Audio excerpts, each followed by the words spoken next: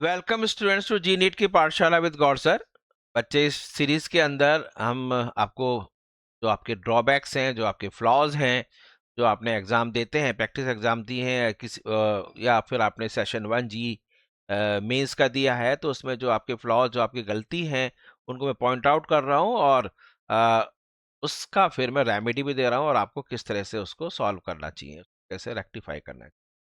तो बच्चे, अब तक जो भी आपके पीरियड्स मेरे हुए हैं, 29 पीरियड हो चुके हैं। तो बच्चे ध्यान रखना, इन सब की एक मैंने एक प्लेलिस्ट बनाई है, तो आप खटाखट इनको जल्दी से सब लोग देख सकते हो। एग्जाम से पहले बहुत हेल्प करेंगे, बहुत फायदा रहेगा, इसलिए मैंने बच्चों के लिए बनाया और बच्चे को बेनिफिट भी उठा रहे हैं इसका। चलिए बच्चे, आज मेरा पीरियड नंबर 30 है। इसमें मैं आपको शर्तिया एक ऐसी चीज बताऊंगा जो आप उसको करते ही हैं और काफी डिफिकल्ट लगता है बच्चों को, और वो छोड़ देते हैं इस क्वेश्चन को, या फिर करते तो गलत हो जाता है उनसे। चलिए, उसको ध्यान से देखना, बहुत ही इंपॉर्टेंट आज का, मिस बिल्कुल मन ना करें, बहुत इंपॉर्टेंट टॉपिक है।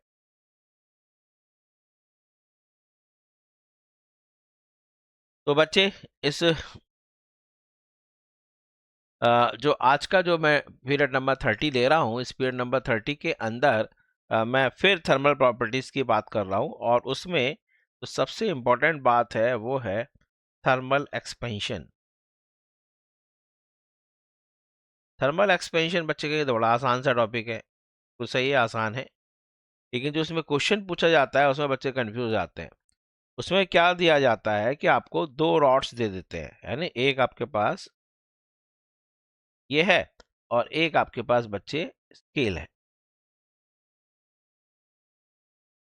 ठीक है, सपोजिंग बच्चे ये आपके पास वुडन रॉड है, आया समझ में, ये वुडन रॉड है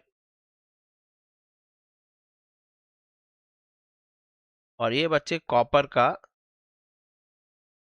कॉपर स्केल है, यानी जो मेजरिंग स्केल है। तो इसमें बच्चे हमने ये निशान लगा रखे, ये कैलिब्रेशन कर रखा है। इसमें कहता क्या है, इसमें ये कहता है कि इफ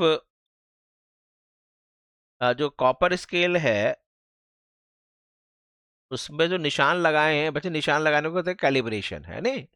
तो जिस पर डिविजन्स बनाए हैं वो उसको कैलिब्रेशन कहते हैं, वो किसी पर्टिकुलर टेम्परेचर पे किया जाता है। इफ कॉपर स्केल मतलब जो करेक्ट रीडिंग देता है, गिव्स करेक्ट रीडिंग, इसको मतलब कैलिब्रेशन किया गया है, यानी gives correct reading at supposing 40 degree Celsius.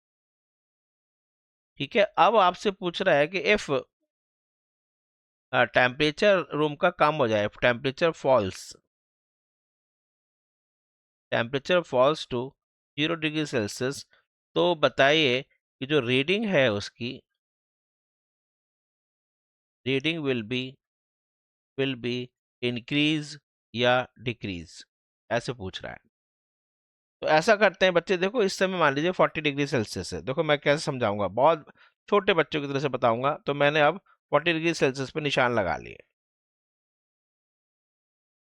तो सपोजिंग बच्चे ये एन मेजर करता है, तो हर एक की वैल्यू यू है।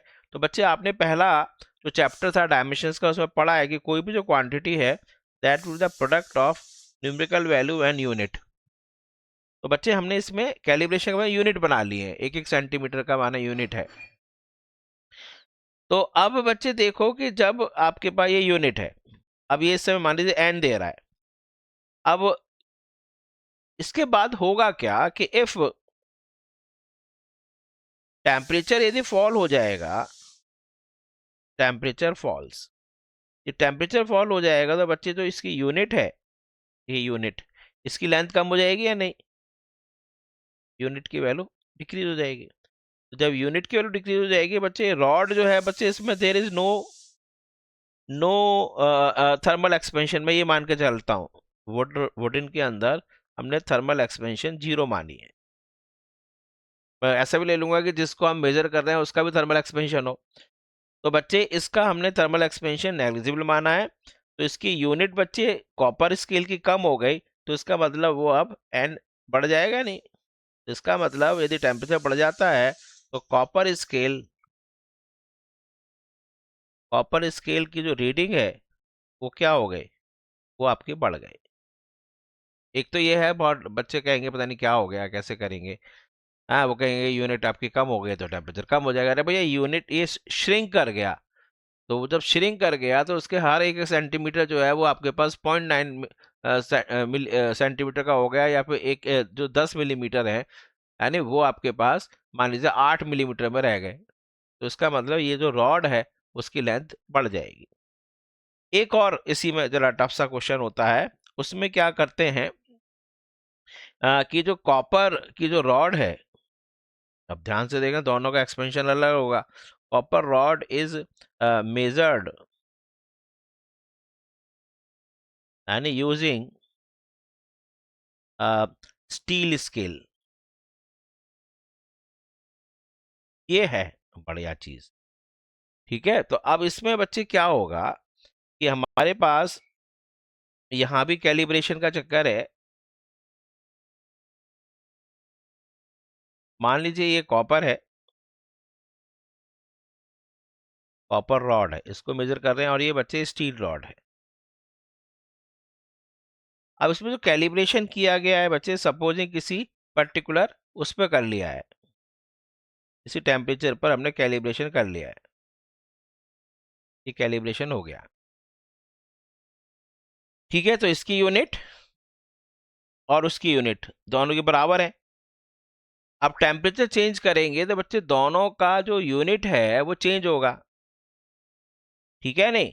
अब देखो बच्चे, तो एन, यहाँ पर जो क्वांटिटी आएगी यहाँ पर बच्चे देखो an steel scale into unit में चेंज माने पहले यू था, तो that is equal to 1 + alpha steel into change in temperature is equal to copper वाले में बच्चे कॉपर की लेंथ जितनी है वो इनटू यूनिट जो था पहले यू, और उसमें चेंज आ जाएगा क्योंकि मैं यूज कर रहा हूँ बच्चे L dash is equal to L into 1 + alpha into delta theta. Alpha is called temperature coefficient of linear expansion into 1 + alpha copper into delta theta.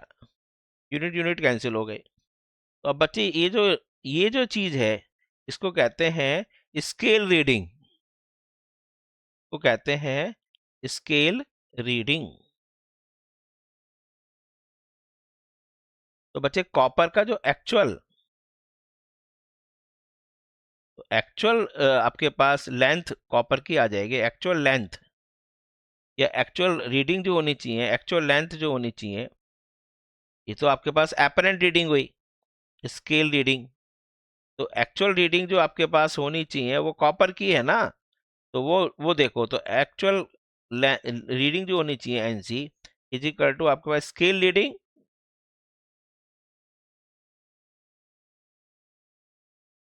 Into 1 + alpha steel into delta theta divided by 1 + alpha copper into delta theta. मतलब ये topic ऐसा है जिसको आप देख लो, मुझे तो नहीं लगता कोई इंडिया में इसको उठाएगा, यानी छुएगा नहीं, हालत खराब होती है इस टॉपिक के अंदर। ये बहुत ही इंपॉर्टेंट टॉपिक था कि यदि आपके पास आयरन है नहीं, यदि बच्चे आपके पास वुडन रॉड है उसको मेजर कर रहे हैं किसी कॉपर से, जो आपके पास हीट होने से एप्रिशिएबल चेंज आता है उसके अंदर, या फिर आपके पास और हमने क्या माना कि वुडन रॉड में कोई चेंज नहीं आता है, थर्मल एक्सपेंशन नेग्लिजिबल। या हो सकता है कि दोनों चीज़ें ऐसी हो कि कॉपर है और स्टील है, दोनों टेम्परेचर के साथ चेंज होते हैं।